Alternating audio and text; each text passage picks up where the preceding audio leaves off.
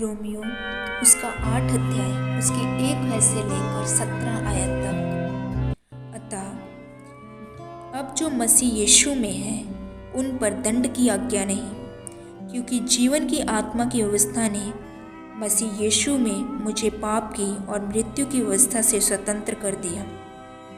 क्योंकि जो काम व्यवस्था शरीर के द्वारा दुर्बल होकर न कर सकी उसको परमेश्वर ने किया, अर्थात अपने ही पुत्र को पाप में शरीर की समानता में और पाप बलि होने के लिए भेजकर शरीर में पाप पर दंड की आज्ञा दी, इसलिए कि व्यवस्था की विधि हम में जो शरीर के अनुसार नहीं वरन आत्मा के अनुसार चलते हैं पूरी की जाए। क्योंकि शारीरिक व्यक्ति शरीर की बातों पर मन लगाते हैं, परंतु आध्यात्मिक आत्मा की बातों पर मन लगाते हैं। शरीर पर मन लगाना तो मृत्यु है, परंतु आत्मा पर मन लगाना जीवन और शांति है। क्योंकि शरीर पर मन लगाना तो परमेश्वर से बैर रखना है, क्योंकि ना तो परमेश्वर की व्यवस्था के अधीन है और ना हो सकता है। और जो शारीरिक दशा में है वह परमेश्वर को प्रसन्न नहीं कर सकते। परंतु जबकि परमेश्वर का आत्मा तुम में बसता है तो तुम शारीरिक दशा में नहीं परंतु आत्मिक दशा में हो। यदि किसी में मसीह का आत्मा नहीं तो वह उसका जन नहीं। यदि मसीह तुम में है तो देह पाप के कारण मरी हुई है, परंतु आत्मा धर्म के कारण जीवित है।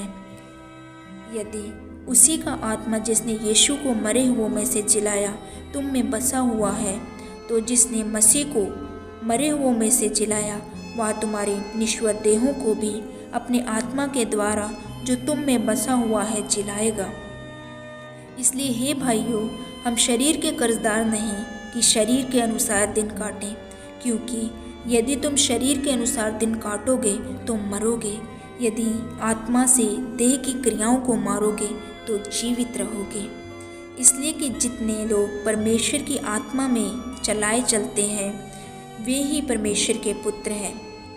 क्योंकि तुमको दासत्व का आत्मा नहीं मिला कि फिर भयभीत हो, परंतु लेपालपन की आत्मा मिली है, जिससे हम हे अब्बा हे पिता कहकर पुकारते हैं। आत्मा आप ही हमारी आत्मा के साथ गवाही देता है कि हम परमेश्वर की संतान हैं, और यदि संतान हैं तो वारिस भी हैं, वरन परमेश्वर के वारिस और मसीह के संगी वारिस हैं, कि जब हम उसके साथ दुख उठाएं तो उसके साथ महिमा भी पाएं। परमेश्वर इन वचनों के द्वारा आप सभी को आशीष दे।